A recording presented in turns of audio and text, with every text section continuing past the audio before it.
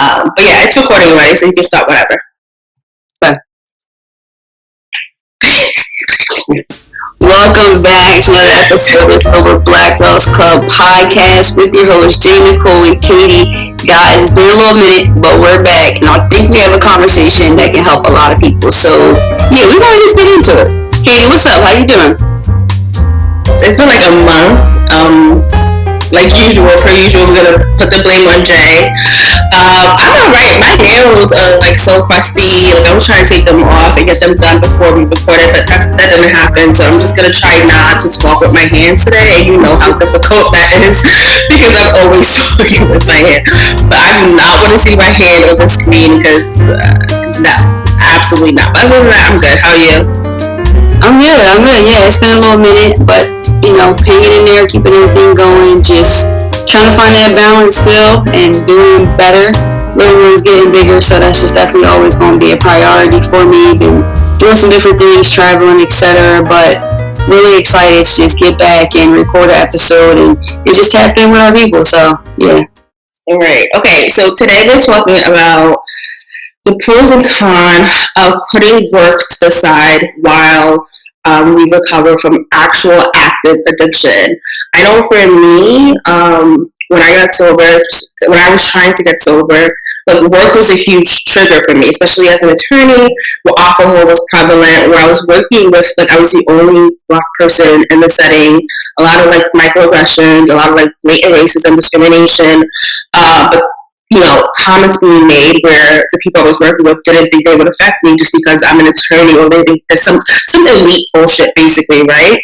So for me, work was a huge trigger. And basically what I would do is I would get like some time of sobriety, like maybe 3 to 4 weeks, and then I would go apply to another job, and then I would have a relapse, and then I would go apply to another job. Then I would have a relapse, right? And then I would probably get fired or have to leave or check into rehab, something. And then when I got like some more weeks in, I would go apply to another job. And it was just basically this like non-ending, revolving cycle.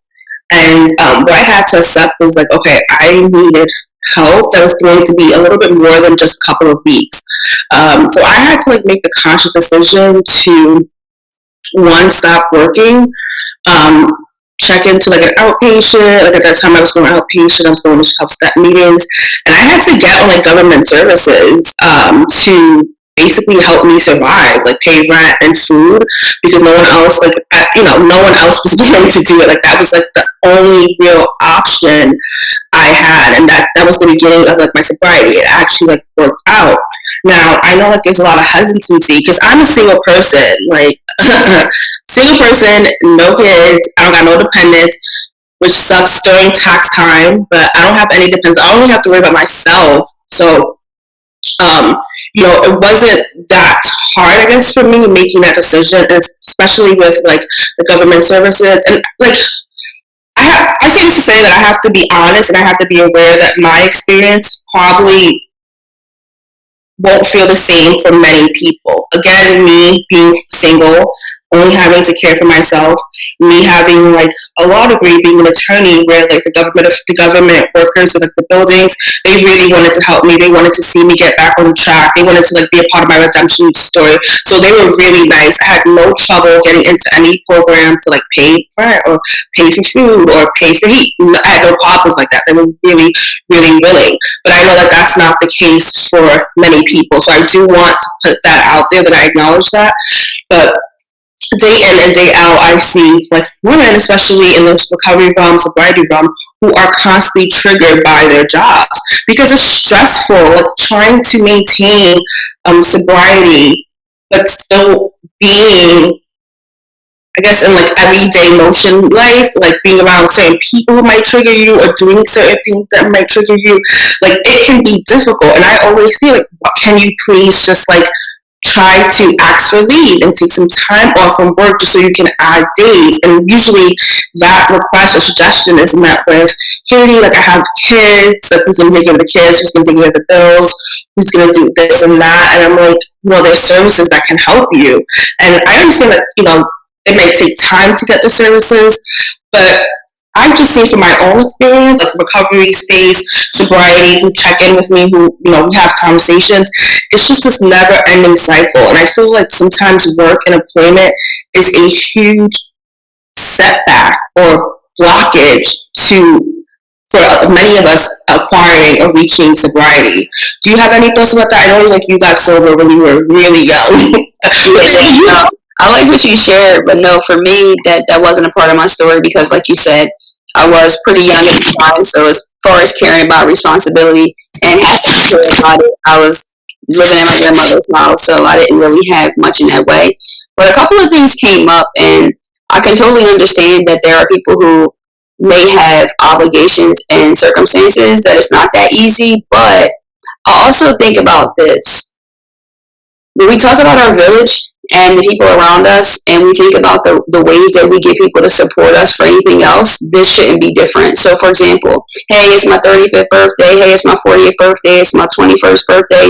I'm going out to this dinner. Everybody's dropping like $100 and something. If you have 10 people that attended that party, that could be like $1,000. That can maybe pay your rent and your groceries for a month, and you can get to a 30-day program, something along those lines. So I think when we talk about that, it's like, hey, we have these baby showers, and people have recently started having these business showers. So what about having a sobriety shower where it's like, hey, I'm trying to be in this program. I just need like 30-day wiggle room to pay my car payment, to pay my rent, maybe whatever it is for my children with food. Or if you don't have the money to support me, you really would, could you maybe donate childcare? Could you come over and sit with my children for a couple of hours, something along those lines where we can cultivate that, but we can't be afraid. Now, this may not be beneficial for some people who have burned some bridges. Maybe people are like, no, I'm not contributing, I'm not donating, I'm not helping you do anything. So maybe it won't work.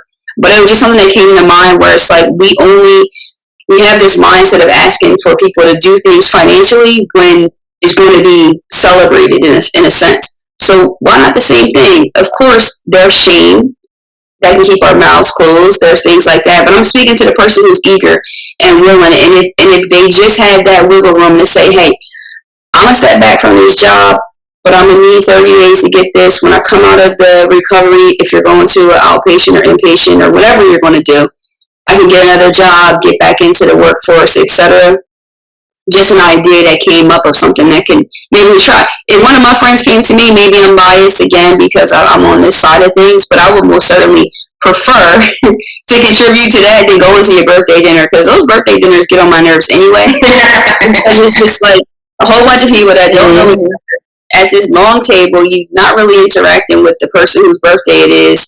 And now for me, just like a lot of us, I don't drink, so I've now paid like $100 when I had like fries because we just split the bill. Anyway, that's a different table for another day.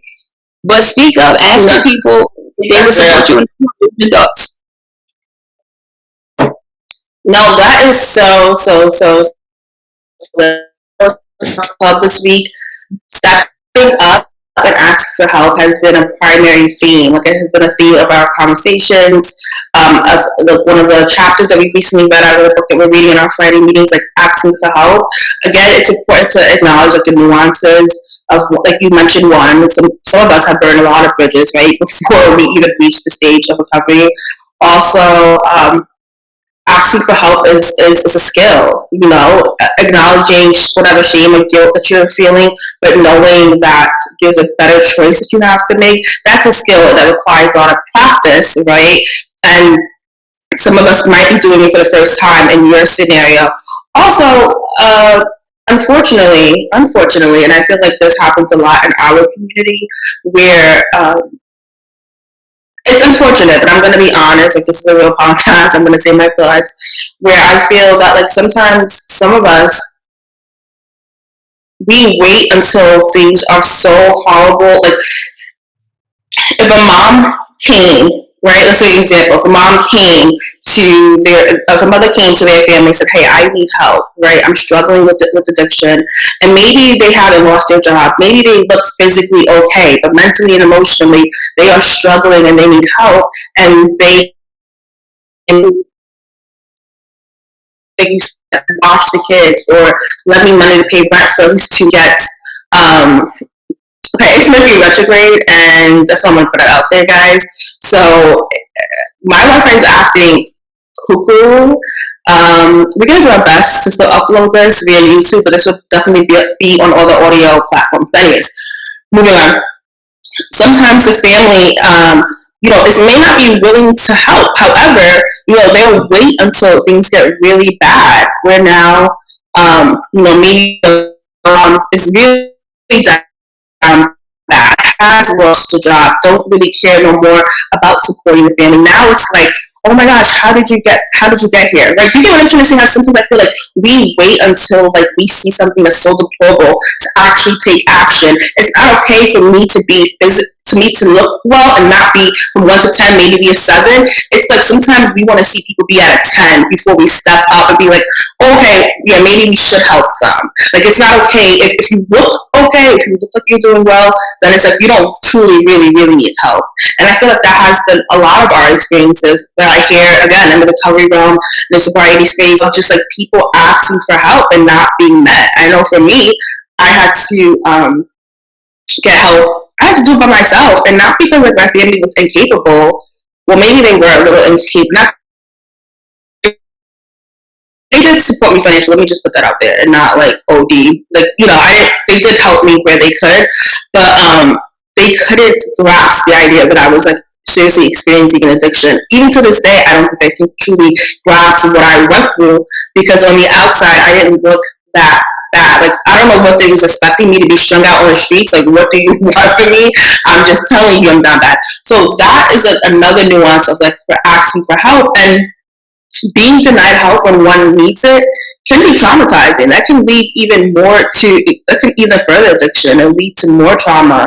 Because I think that for a lot of us who do abuse substances, we already feel that no one cares about us, and that might just further the notion that we're really truly not cared for and loved for, even though we kind of know that that's not true. So I love your idea. Like, I think that's great. Like a recovery shower, that's amazing. Like that's the part that's going online.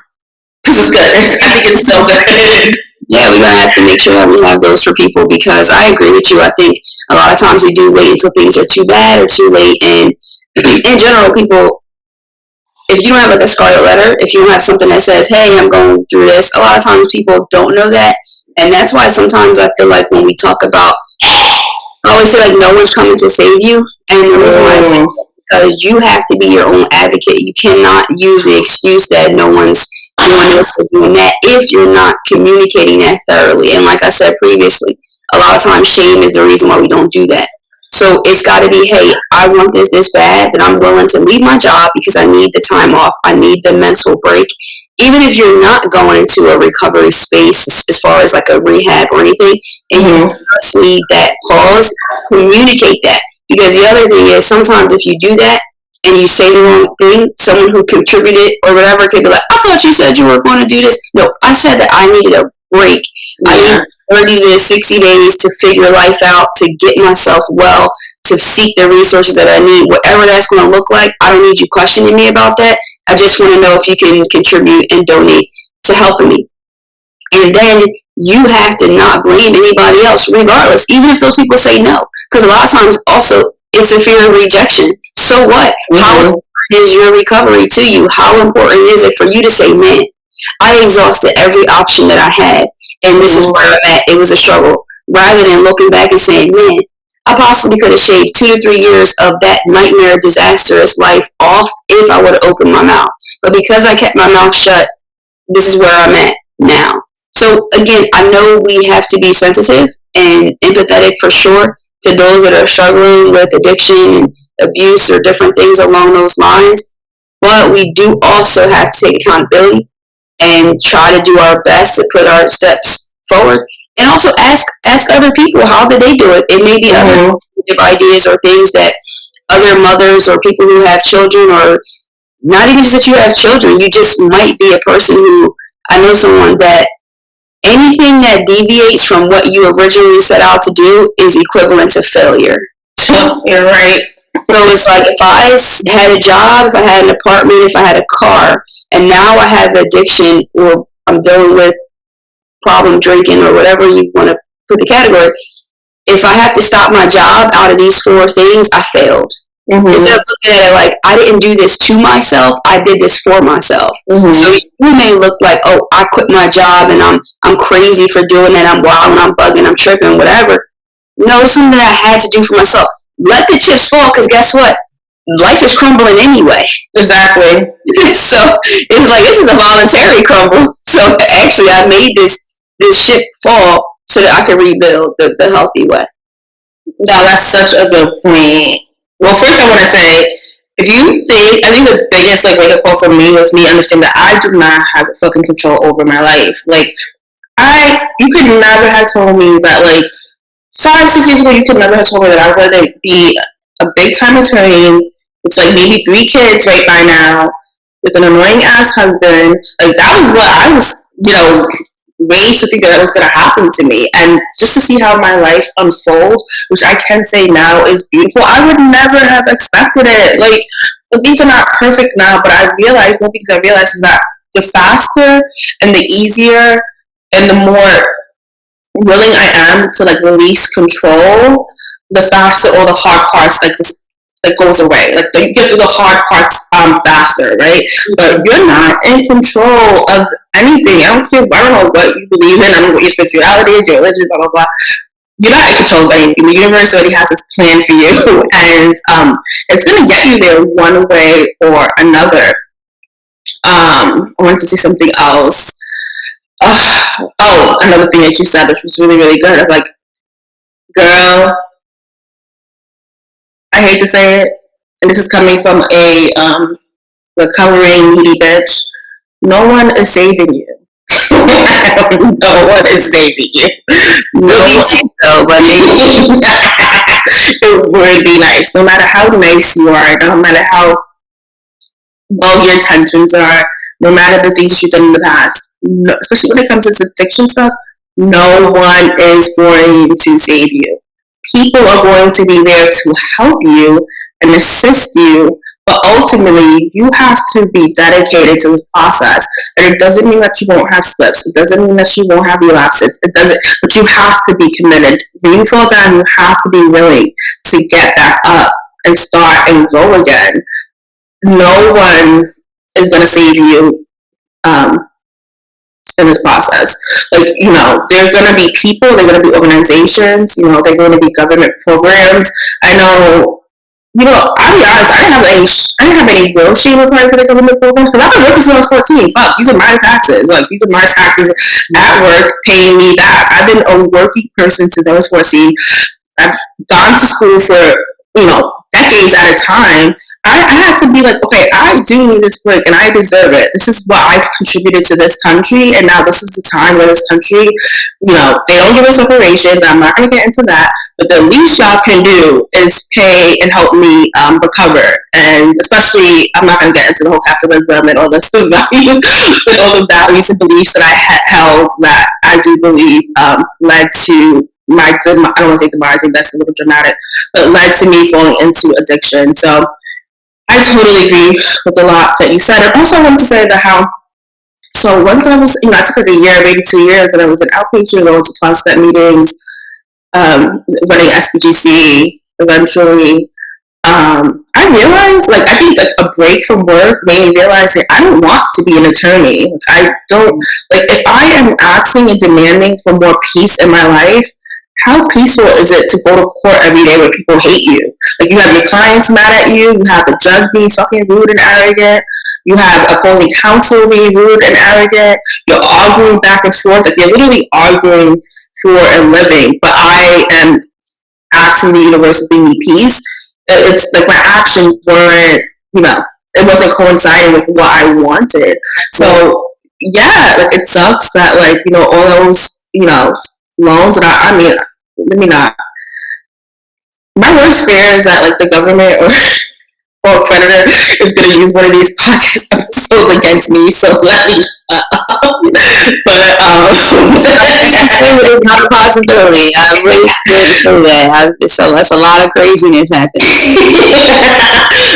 Your Honor, opposing counsel said of this state that they were never technically back.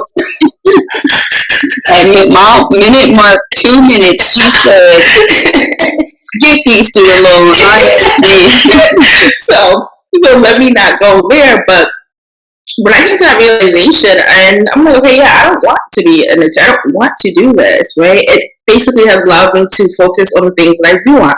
And I'll be honest, it hasn't been easy. Like, when you're not making any money, when you're trying to get into a different field than what you went to school for, or do something different, it's going to take time to learn, but you have to give yourself grace, and you have to understand that, like, do you want to start over now? And it's not even starting over, but do you want to create a new narrative now, or do you want to do it in 5, 10 years? Because eventually it's going to happen. I mean, I already said that. Like, the universe will always push you to where you want to be. Are you going to go willingly, or are you going to go like a stubborn child, like pulling by like the shirt? Like, I don't think it's any surprise that. Sorry, I cannot. I don't have a good attention span. Sorry. I'm surprised that I created a Black Club and I have this community of beautiful members. But did I think this was gonna happen? No. No, I could never thought that was gonna happen. You know what I'm saying? So, yeah, you just gotta be willing to do something now, or make changes now or later. Sooner or later, you're gonna have to make a decision if something's gonna happen. Oh, I was talking about the career change. So yeah, actually taking a break can actually help you create a life, including like a work environment that's more aligned to you and what you want to do. Yeah, no, facts. That's true. I mean, just kind of as we start to wrap it up, guys, we definitely wanted to just give you a little something to chew on. Most people say, like, hey, when I get off work, I can't wait to have a drink, or I can't wait to do whatever it is. So, like you're saying, too, the job that you're in, you will be surprised. It could be one of your biggest triggers and what you're using to cope with the stress that your job is bringing to you as well. So, don't let that hinder you. Don't be afraid to take those risks and recreate, reinvent, and see what's on the other side of it.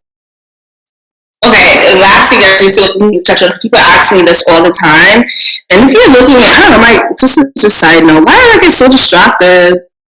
Anyways, okay, side note, can I say side note? Side note, I did a reading, like, tell me, I did a reading for myself, and it was like, I'm gonna get a message from like an old friend, and my brother just texted me that he found this letter from an old friend in high school. The person, like, this letter was sent last year, but he's just found it in his room. When I say you cannot make you cannot make this stuff up, and I'm just like so intrigued. I don't know if I'm gonna hit this person up though. Anyways, and it's making me retrograde. Like, finding this, like, him just texting me about this letter is just so spooky, but it's nothing. Anyways, so something that people do know, and they do ask me a lot. I'm like, girl, I don't know, because I now like work for myself for the most part. I'm trying. Like, I work for myself. Like, I do things for myself at this point in my life. But anyway, a lot of times people ask me, like, how can you explain, like, if you take off a break from work and then you decide to re-enter the workforce, how can you explain a gap in your work history? And being a professional, I want to be honest. This is a real podcast, so I'm gonna say what I would do. But again, I don't want any of this stuff to come back and be used against me. But Jay, what would you do? I think honestly right now, like, I would maybe do something to make this not be a lie. So I'm adding into the point of just saying that I was just pursuing like entrepreneurial ventures, something along those lines, and this really actually happened. So to someone that I know personally, and it was taken fine, it was taken well. Like, I think when you say things like I took some time off for personal reasons or did those things, to be honest, from an employer standpoint, I do think that it could be a red flag, and I think it could be something that someone perhaps would discriminate against you for. And it just depends. Like, you could be completely honest, but when someone's like, okay, so what were those personal reasons? You may not want to say it. So I think if you just go like sell something to someone, like, I don't know, sell a t-shirt to a friend or do something, and when you say that, it's not a lie. It's like, well, For one day, I went to pursue an entrepreneurial journey, but you can really just say that I was just exploring different options, just kind of wanted to find and seek new challenges. What I was doing was not currently serving me, and I think this role that you had with this organization would be a better fit, and I'm extremely interested. Yeah. So, all jokes aside, I would just say that I was just exploring new opportunities and seeking new challenges. And that's true because that's what you were doing, but not necessarily for work. But now you're ready to get back into the workforce, and here you are. And I think that's Yeah. Sorry. Yeah, I think that's really good. And I think, like, if you have time on your hands, I think that showing that you're able to recover, you have time in sobriety, can actually be somewhat of a positive. Not somewhat, it is a positive, but if someone in the workforce, it can be a positive.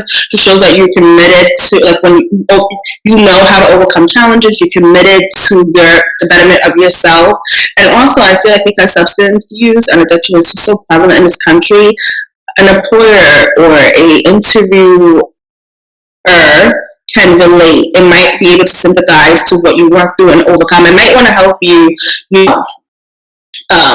reach this new stride.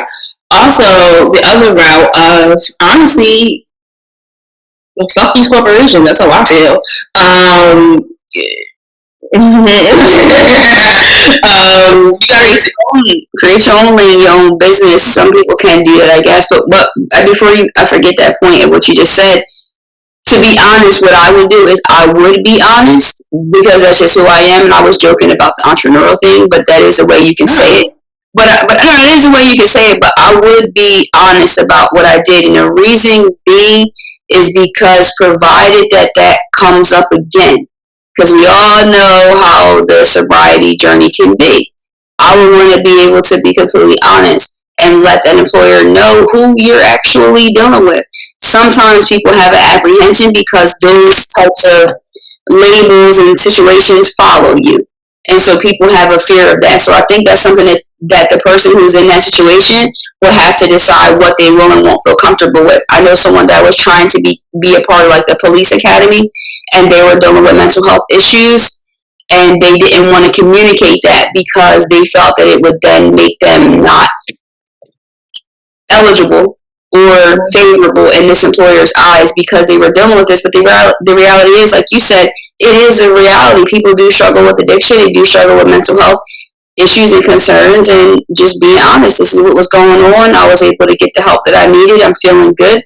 And this is what I'm doing now. And just be straight up about it.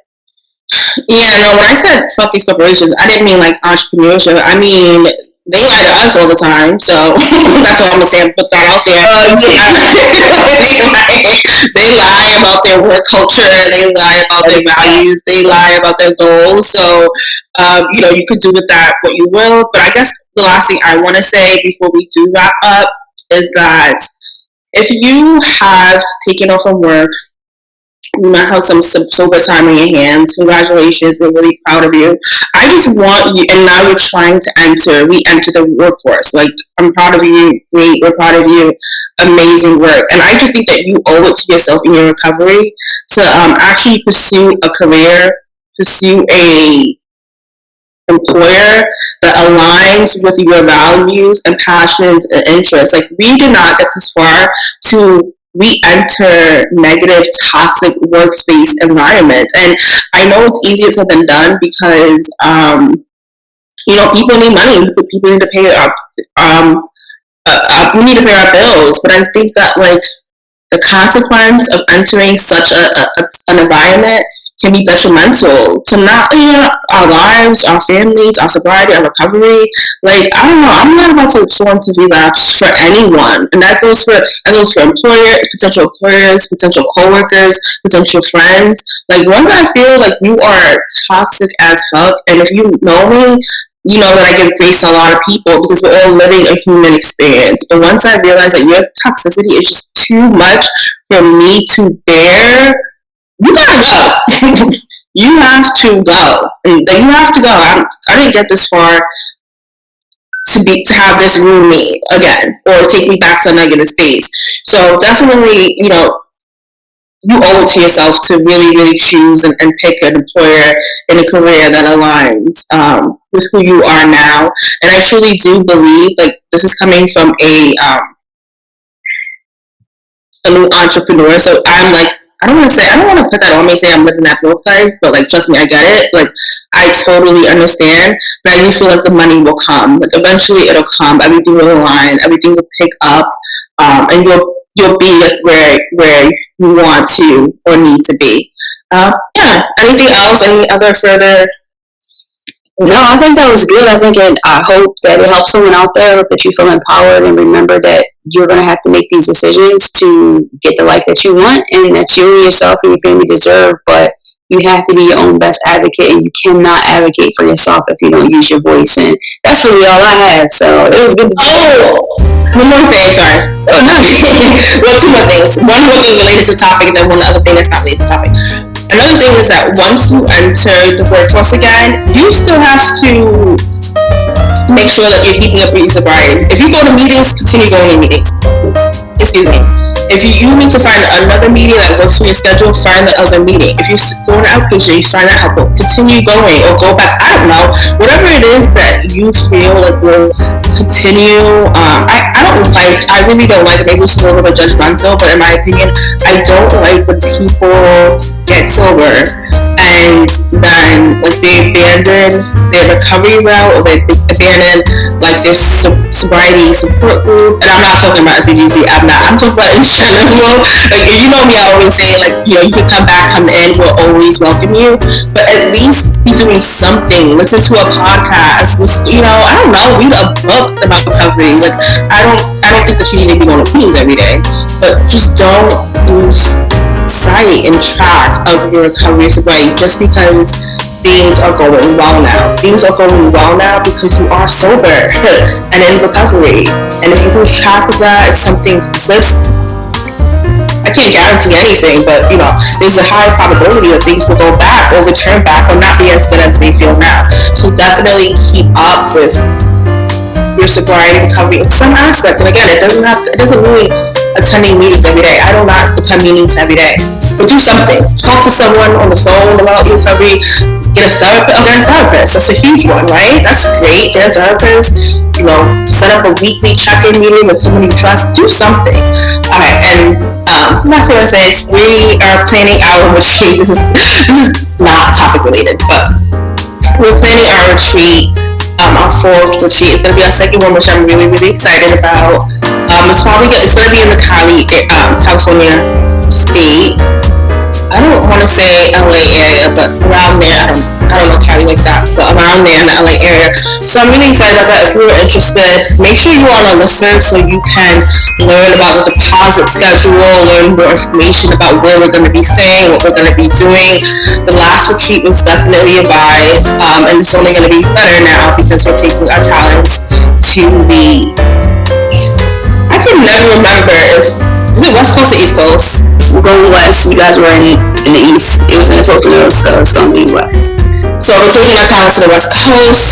Join us or not. I'm done. That's all I have to say. Sorry, Jay. You can start the ending again. No, that is the ending. Listen, get tapped in, find out what's going on with the retreat so you can build on the community in person. And yeah, I'm sure West Coast will be a vibe. Thank you guys for tuning in again. If you feel in this episode, please let us know. Like, leave us a review, DM us something, hit us up, let us know. We're going to keep bringing you this content. And yeah, that's all, guys. Peace.